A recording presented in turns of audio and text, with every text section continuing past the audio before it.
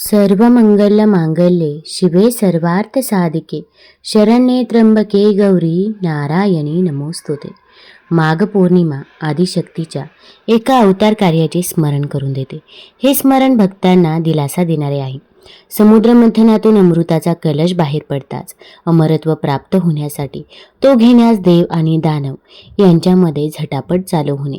देव आणि दैत्य यांना सागराचे मंथन चालू केले.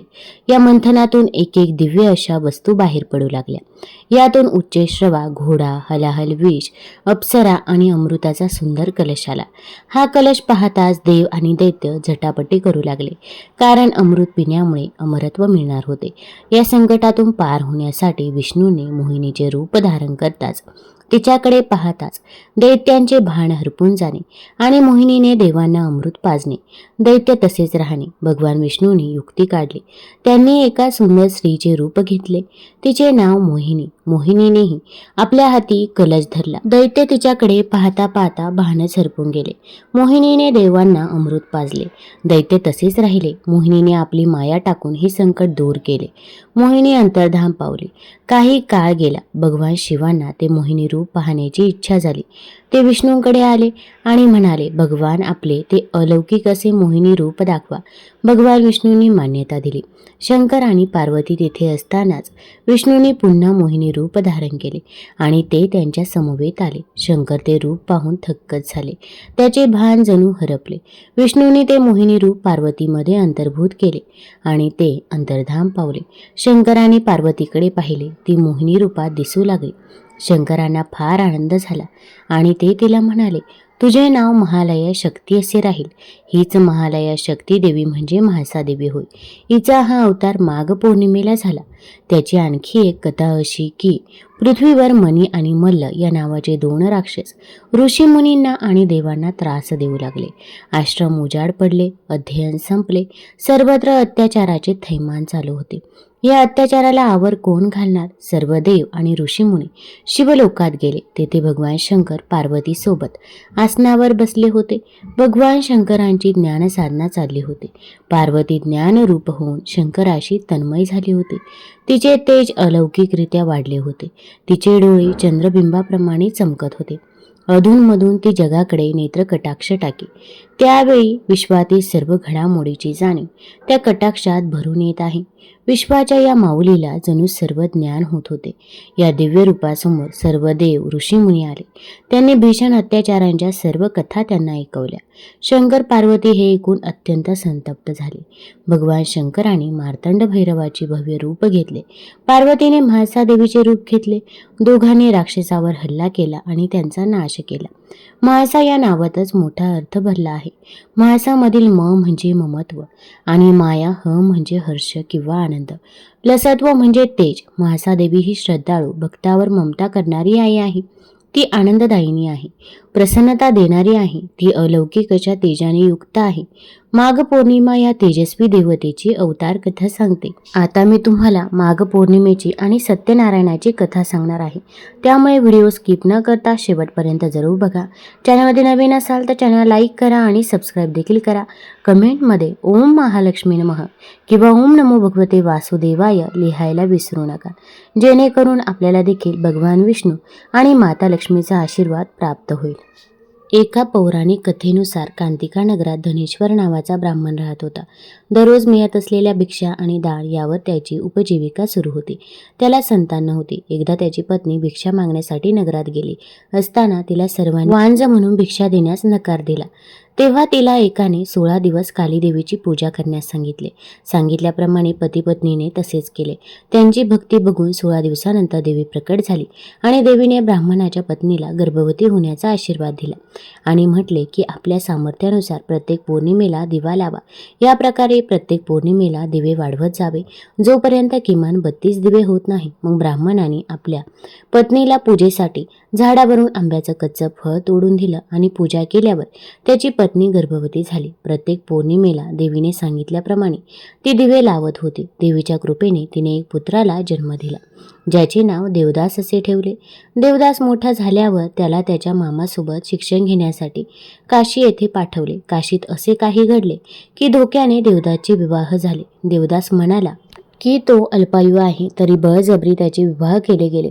जेव्हा देवदासला घेऊन जाण्यासाठी काळ आला तर ब्राह्मण दाम्पत्याने पौर्णिमेचं व्रत केलं होतं, म्हणून काळ त्याला घेऊन जाण्यात असमर्थ ठरला.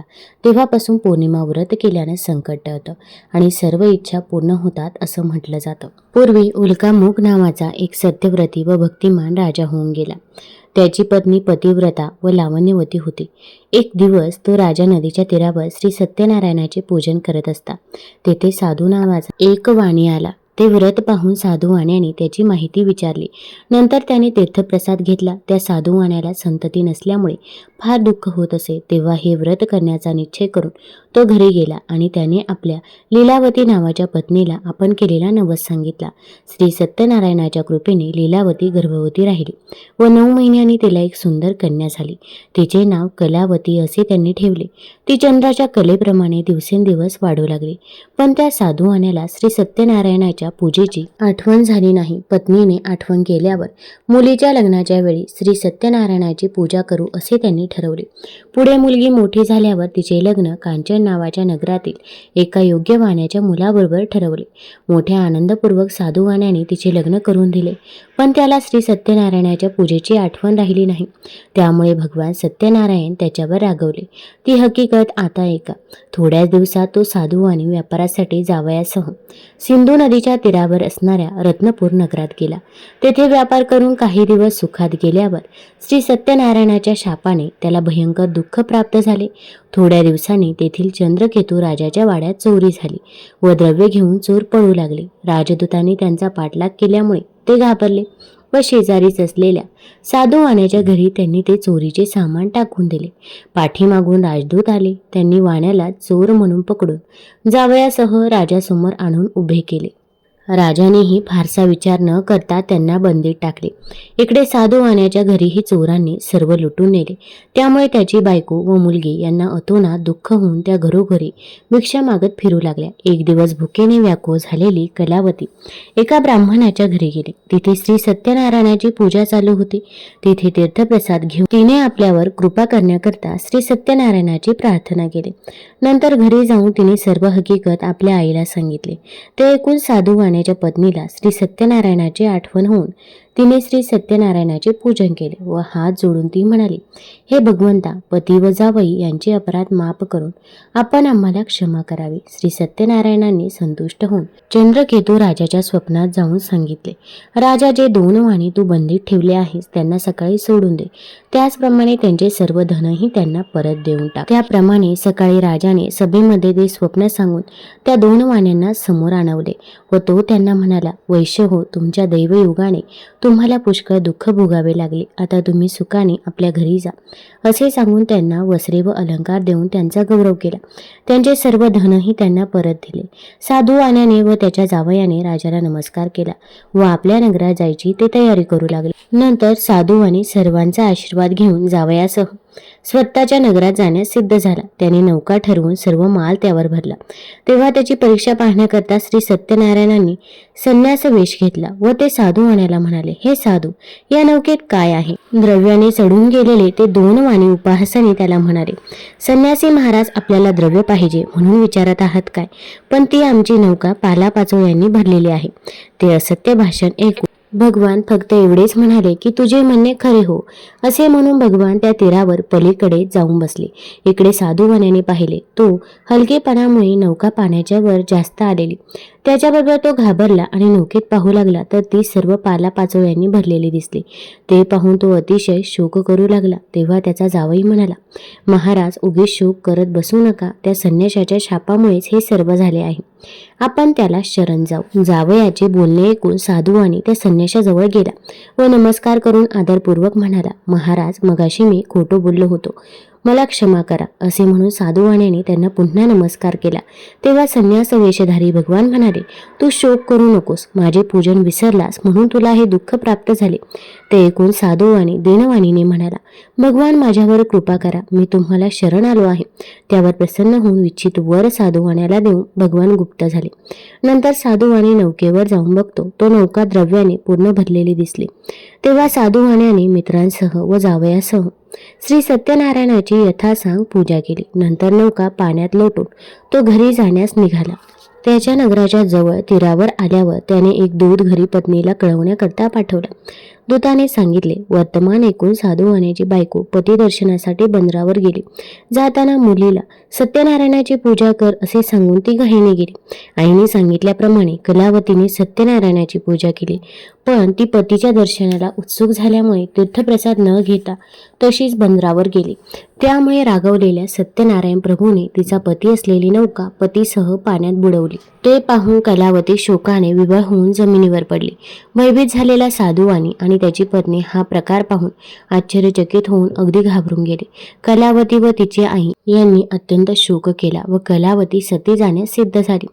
ते पाहून साधूवाणी म्हणाला, हे संकट टळेल तर मी श्री सत्यनारायणाची पूजा करेन. हे ऐकून दीनदयाळू सत्यनारायण आकाशवाणीने म्हणाले, हे साधू, तुझी कन्या तीर्थप्रसादाचा त्याग करून पती दर्शनासाठी आली आहे, त्यामुळे हा प्रकार घडला आहे. ती घरी जाऊन तीर्थप्रसाद घेऊन येईल तर तिला तिचा पती निसंशय प्राप्त होईल. ही आकाशवाणी ऐकून कलावती घरी गेली व तीर्थप्रसाद घेऊन परत बंदरात आली. तोच तिचा पती स्वजनांसह तिच्या दृष्टीस पडला. मग ते सर्वजण अतिशय आनंदित होऊन घरी गेले. नंतर तो साधूवाणी प्रत्येक पौर्णिमेला व संक्रांतीला श्री सत्यनारायणाची पूजा करू लागला. या लोकी तो सुखी झाला व शेवटी मोक्षाला गेला. सूत पुढे सांगतात, पूर्वी अंगध्वज नावाचा एक राजा होऊन गेला. एक दिवस मृगया करून तो परत येत असता वाटेत त्याला एका वडाच्या झाडाजवळ काही गवळी भक्तिभावाने श्री सत्यनारायणाची पूजा करत असलेले दिसले. परंतु राजा पुढेही गेला नाही व त्याने सत्यनारायण प्रभूंना नमस्कारही केला नाही. तरी सुद्धा त्या गवळ्यांनी राजापुढे सत्यनारायणाचा प्रसाद आणून ठेवला. नंतर त्या गवळ्यांनी आपापल्या बांधवांसह व मित्रांसह तीर्थप्रसाद आनंदाने भक्षण केला. पण राजाने प्रसादाचा अव्हेर केल्याने तो फार दुःखी झाला. त्याची धनधान्य संपत्ती सर्व नाश पावली.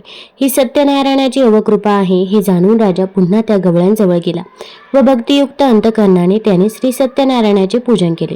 त्यामुळे अंगध्वज राजा धन, पुत्र व ऐश्वर यांनी संपन्न झाला व या लोकात सुखी होऊन शेवटी सत्यनारायणपुरात गेला. जो कोणी अतिदुर्लभ असे श्री सत्यनारायणाचे व्रत करतो व फळ देणारी ही कथा भक्तिभावाने ऐकतो, त्याला सत्यनारायणाच्या प्रसादाने धनधान्य वगैरे वस्तूंचा लाभ होतो. दारिद्र्याला धन मिळते. बंधनात असेल तो बंधनातून मुक्त होतो. भीतीग्रस्त झाला असेल तो भीतीपासून मुक्त होतो, यात संशय नाही. या दिवशी अन्नपूर्णा मातेची देखील पूजा केली जाते. तसेच अन्नपूर्णा मातेची देखील कथा ऐकली जाते. काशी नगरीत धनंजय नावाचा एक विद्वान ब्राह्मण राहत होता. त्याच्या बायकोचे नाव होते सुलक्षणा. त्यांच्या घरात 18 विश्व दारिद्र्य होते. एक दिवस बायको बोलल्यामुळे धनंजयला फार वाईट वाटलं व त्याने शंकराची तपश्चर्या करायला सुरुवात केली.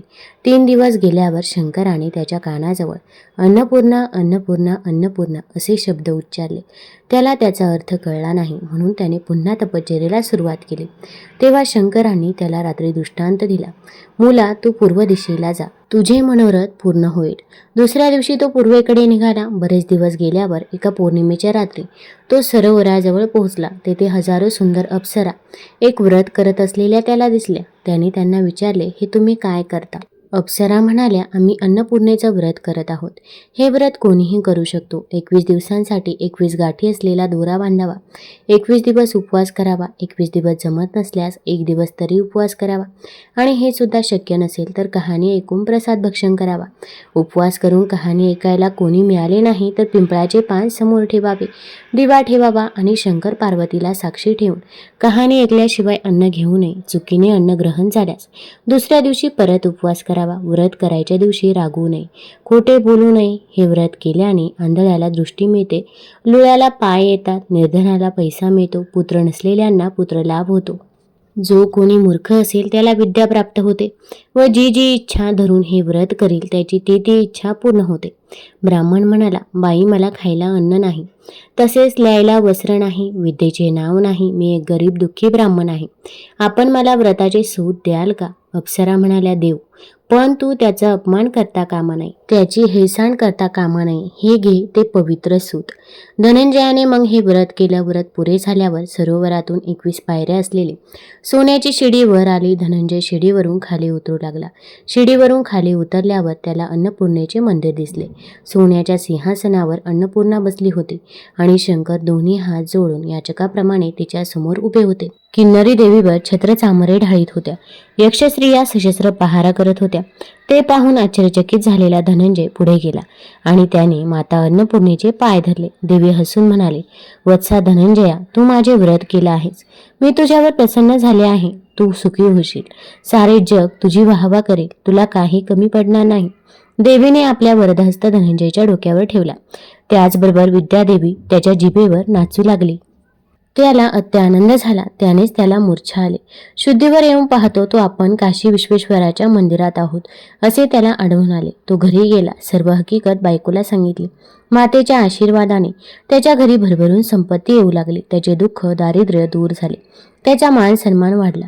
त्याचे नातेवाईक त्याला मान देऊ लागले. पुढे बायकोला मूल होत नाही म्हणून त्याने दुसरे लग्न केले आणि तो निराळे घर बांधून राहू लागला. एके दिवशी सुलक्षणा आपल्या नवऱ्याला म्हणाली, महाराज, आपल्याशी माझे एकच मागणे आहे. आपणाला हे वैभव आणि सुख मिळाले आहे. ते अन्नपूर्णेच्या प्रसादाने मिळाले आहे. तरी आपण तिचे व्रत सोडू नये. तिचे बोलणे ऐकून तो तिच्याबरोबर व्रत करण्यास बसला. दुसरीला त्यातले काहीच माहिती नव्हते. ती आपल्या नवऱ्याची वाट पाहत बसली. 1 दिवस झाला, 2 झाले, असे 18 दिवस झाले. तरी धनंजय परतला नाही. शेवटी तिला समजले की आपला नवरा आपल्या सवतीकडे गेला आहे. तो तिच्याकडे 18 दिवस राहिला आहे. तिच्या अंगाचा तीळ पापड झाला.